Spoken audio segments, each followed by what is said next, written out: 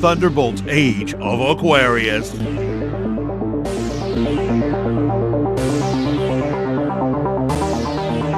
I bet you thought I was dead.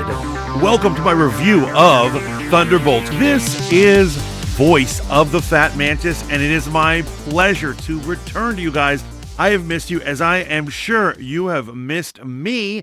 I am back making content. I figured Thunderbolts was a perfect time to get back on the horse. Before we get into this review, I would love it if you liked, share, and even subscribe to this little channel. Everything you do, all the beautiful YouTube things you do, are much appreciated. Now, let us get into it. Now, no, this film is not subtitled Age of Aquarius. It's just that it seems like Thunderbolts deserves a subtitle, the way the title is. And I think they may have had one. They actually put an asterisk there, a placeholder for a subtitle, which was used as a gag. I don't necessarily think it worked because we all knew what the subtitle was. Speaking of that, I will say this. Thunderbolt is one of the most surprisingly, most unexpected, poignant, best word for it, films in the MCU to date. A film that trains the bombastic, CGI apocalyptic madness for a very particular, speculative film about sadness, sorrow, and depression. Did it work? The answer is absolutely. Somehow they pulled it off. At its core, the story is about depression and loneliness, where the real villain isn't multiversal warlord or space conqueror, but the gnawing sense of purposelessness that lives inside the hearts of all men and women. We've all been there. I know you feel it. I feel it. The modern age is a depressing place. We have all had a case of the Charlie Browns. You don't know why it doesn't feel like Christmas, and you can't even explore it. You're that depressed. We've all been there. And we see it, and it's front and center in this film. Now, what it impressively does as a film is it satisfies the 3 golden rules of making a superhero film. These rules separate the winners from the losers. Somehow, Kevin Feige doesn't realize about these rules, but they are obvious. And so the first rule is that a superhero movie is only as good as its villain. And so what you do is you need to get a villain that is well-known and beloved, that fans absolutely adore. There is a reason why Lex Luthor and Joker and Apocalypse and all the great ones sell more tickets than the Ben-Dars or the Ghost or any of these other ones where you're like, I don't even know who this villain is. There's a dark elf in Thor. Never heard of him.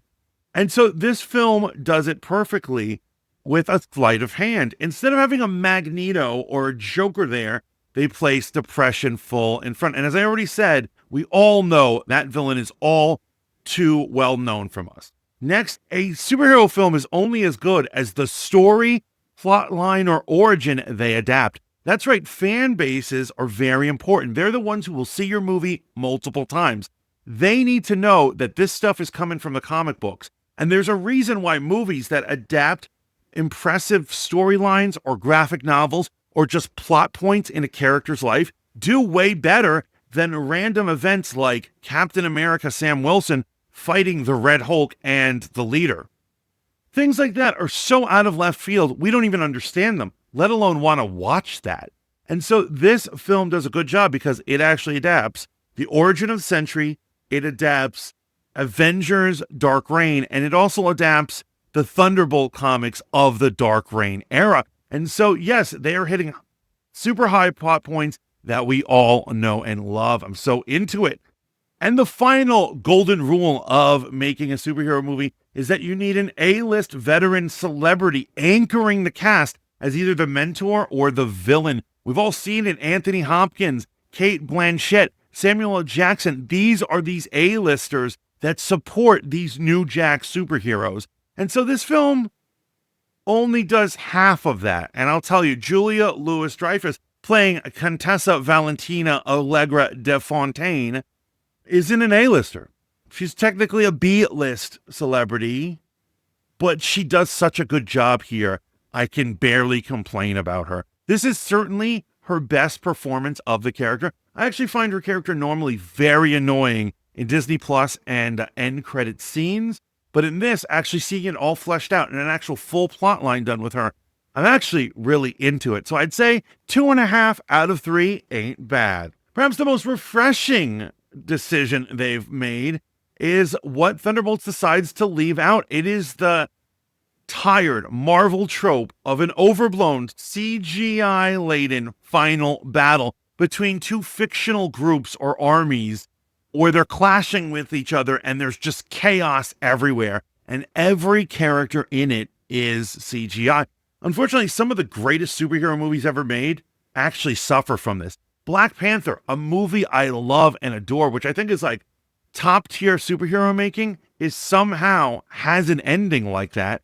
I think that it belittles this genre. It belittles the filmmakers who do it, and it's not a good look. And thank God this movie avoided every minute of that, and I praise them for it. The movie did need at least one more tentpole, big-time action sequence. It probably would have gotten at least a half star higher in my rating if it had achieved that. And so they could have put that earlier on, but it was refreshing to have a finale that wasn't a trope and was actually a little different. What really elevates Thunderbolts is the ensemble cast and their amazing chemistry with one another. We remember Ghost from Ant-Man and the Wasp, and she was incredibly boring. We do remember Red Guardian from Black Widow, who was funny for the first half, but then gets increasingly annoying as it goes on. And we all know Yelena Belova, she's cool when she's doing spy stuff, but for some reason, she's always ugly crying. Is that a good look for a female superhero? I don't really think so. But apparently that is anchored into her character because, she is front and center on the depression level. And now I understand why she cries so much. The poor girl is clinically depressed. However, these renditions of the characters, thanks to the writers and just the execution of the film, actually makes me appreciate all these characters I was just complaining about. I really enjoyed it. I ultimately enjoyed it, and my ultimate level for this is I'm going to give this movie an 87. Getting into our negatives, because we all know it's not about all glowing praise. No movie is perfect. What took away those 17 points? The costumes in this film are frankly uninspired and cheap looking. The use of an all-black costume feels especially tacky and harkens back to the early 2000s era of comic book movies. I'm looking at you, original X-Men trilogy, which made the characters look like they were going to an S&M nightclub and not actually trying to save the world.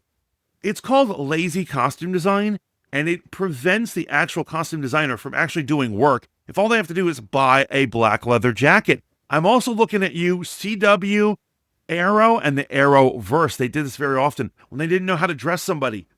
Put them in a black leather jacket and call it a day. Okay, thanks, guy. Obviously, the Arrow and Flash had really good costumes, but not everyone did. I understand. They're going to attempt to tell you everyone was dressed in black because this movie is about depression and it was thematically correct. Then why didn't you make it contrast? That in the real world, before they confront and are forced to confront their depression, they should have had colorful outfits. And then when the darkness comes, they lose their color. Exactly what the Sentry was doing. It doesn't work if the movie is all gloomy and all colorless, right? Even Valentina and her assistant and all the military personnel and commandos who worked around her wore all black. It was like they were going to a funeral, man. What are you trying to do to me? I will tell you, there was one refreshing point in it, and it was the Sentry's costume. At last, we have color, a vibrant yellow. It was beautiful. Unfortunately, it suffered from all the MCU tropes that destroy costumes. The MCU costume department has never met a superhero costume that they didn't want to over-design to death, and they did it right here. They took the Sentry's original costume, and they just put weird lines in it and breaks and weird textures, and they used both different shades of yellow, as if a shirt would ever be made up of different shades of yellow. It was bizarre. It was like they were doing work for no reason. They didn't understand the assignment, and I gotta say, it looked good, but when MCU does this to costumes, they prevent any costume from looking great. Gotta say, thumbs down, costume department. This is probably Jake Schreier's trying to be gritty and dark and grounded, try to make a more realistic superhero movie. In my opinion of people like that, who's like, why don't we put him in a leather jacket instead of a costume? We need to take everyone who's trying to do that to superhero movies. We need to exile them to an island where they can't be touched and is infected completely with Ebola. And then 6 months down the line, we need to bomb that island to make sure they're all gone. I know that is harsh. I am being harsh. I'm being a little, I need to calm down. I get it. I'm sorry, guys. I just really can't stand these guys who are like, I'm going to make this as realistic as possible. It's a comic book. Is it all right if we have some fun here? Another misstep in handling this movie, I have to say, it was everything they did with Taskmaster. Now, I know we all hate Taskmaster, or at least the MCU version, and it was fun to watch her die. Okay, yeah, we don't like that version of her. But to kill her within the first 2 minutes of her appearance and within the first 5 minutes of the film was just meaningless. And so you have to have a character stick around at least one act for it to have any impact. Now, from what I hear, they didn't want her death to overshadow the movie where you're constantly thinking back as to their fallen comrade, and I dig. But I do think they could have at least gone through Act 1. They should have had Taskmaster survive at least up to the desert chase scene. And when the commandos are trying to retrieve them, she should have been killed there. Who knows? They could have even had a sad part where they have to take a moment to bury their fallen comrade and then continue with the adventure. I think it just would have been stronger that way. But killing her in the first 5 minutes? Amateurish. In the end, Thunderbolts surprised me. It's a film that understands its characters, respects its fans, and it dares to be smaller, quieter, more emotionally resonant than films past. It stumbles here and there, especially in its visuals. It is left generally exciting for the most part. And it makes me excited to see the sequel. As a matter of fact, I understand that in the end credits scene, they say 14 months later. What happened during these 14 months? I know they're jumping to Avengers Doomsday, but I wonder, is there any chance we can get a Thunderbolts 2 where we actually get to see a missing adventure that happened during that 14 months? I don't know. Maybe I'd be into it.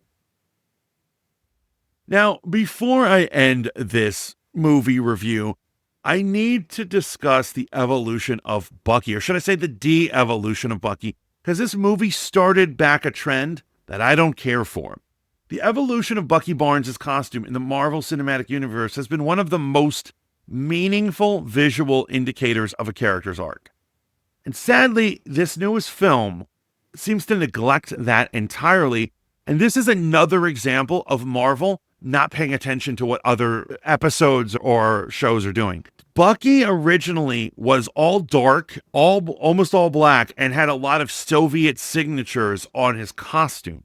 And as he redeems himself, as he de-brainwashes himself in each episode, and he has time with Wakanda as they're mentally healing him, he is slowly losing those traits of his costume. By the time he hits Infinity War, you could probably say it wasn't even a costume he was wearing because he was identityless.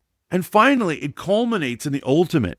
In Falcon and the Winter Soldier, he's turned his blacks into navy blues with little hints of red there. And this indicating a flag or patriotic theme that the character originally was supposed to be. Remember, his origin is that he's a guy who signed up to stop the villains of World War II and to save the world. He, at core, is absolutely a patriot. He's in the Captain America family, so it only makes sense. I think he looked the best when he was clean cut and he was in that costume. And this movie, and apparently subsequent movies, are putting him black in Soviet style and black costumes. They have him now with long, nasty hair and stubble all over. Now, I know you ladies, you're going to love it, right? I know you love it. You're like, I want to see Bucky be hot. Okay, I'm not trying to hate on you. But I am saying the clean-cut patriotic look is where his character evolved to. And so in Falcon and the Winter Soldier, it was a clear indication that he was going to therapy. He was making amends for those he had killed before. And the fact that they're taking that away from him, and they're like, he's better damaged. Just make him damaged. Now, before you comic readers attack me and they say, you're clearly not paying attention to the Revolution costume that he's wearing. Yes, I understand that his Avengers Doomsday costume is a reference to his comic book Revolution one, where instead of on the sleeve, on his cape, he has a big red Soviet star on there. That's fine for the comics, but I'm saying the Bucky of the MCU has evolved differently. And I think it's actually a stronger choice to, instead of keeping him back at the basics, allowing the character to evolve. So that's another thing I didn't really like about it. But ultimately, I will say, go watch this movie. It is a good time. The real question is, what did you think about it? Please let me know down in the comments. Remember to like, share, and ultimately subscribe to Voice of the Fat Mantis for more movie reviews, comic analysis, and all the news that's fit to print, guys. And hit me up on my socials, which are all the info down in the description. I'm out of here. Until next time, ciao for now.